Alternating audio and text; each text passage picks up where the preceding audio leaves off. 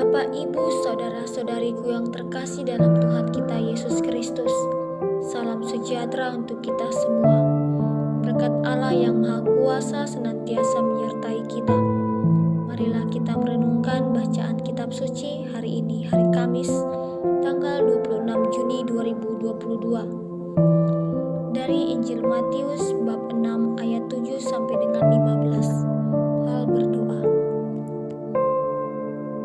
Bapak, Ibu, Saudara-saudariku yang terkasih, coba kita perhatikan pengalaman kita ketika kita berjumpa dengan seseorang yang belum kita kenal.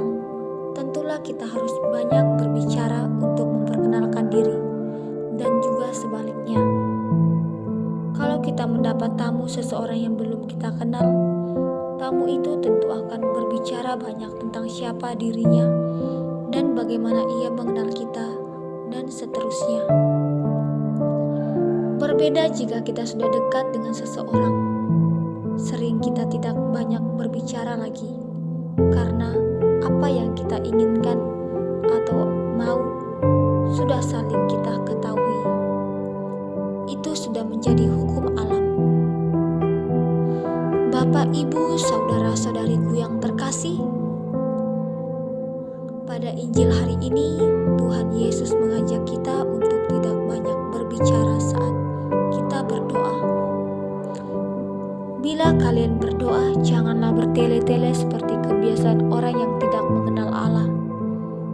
Mereka menyangka doanya akan dikabulkan karena banyaknya kata-kata. Jadi janganlah kalian seperti mereka, karena Bapamu tahu apa yang kalian perlukan. Bapak, Ibu, Saudara-saudariku yang terkasih, kita tidak perlu berbanyak kata-kata saat berdoa. Mengapa demikian? Karena Bapa sudah tahu apa yang kita perlukan. Sebenarnya penyebutan Allah sebagai Bapa sudah memiliki banyak makna.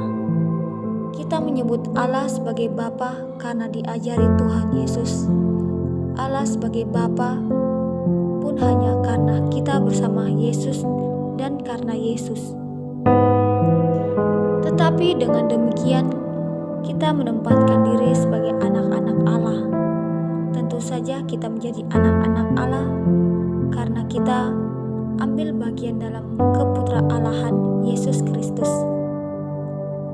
Dan bukan karena kita asli anak-anak Allah dari diri kita sendiri. Bila kita anak-anak Allah, bukankah seseorang anak diperlakukan dengan amat baik oleh Allah Bapa? Dan pengalaman sehari-hari saja, seseorang anak bahkan ketika masih bayi, tanpa harus berbicara banyak, sudah diberi yang terbaik oleh ayah dan ibunya.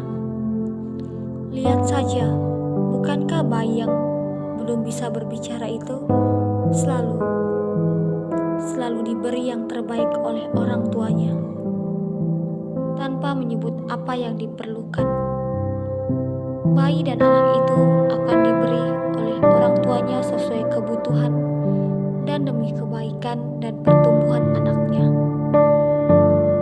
Apalagi yang menjadi orang tua, ini adalah Allah Bapa sendiri terhadap kita. Bukankah tanpa bicara pun sebenarnya Bapa akan memberikan yang terbaik untuk kita? Dan hal ini pasti karena sudah terjamin dalam nama Yesus Kristus Tuhan kita.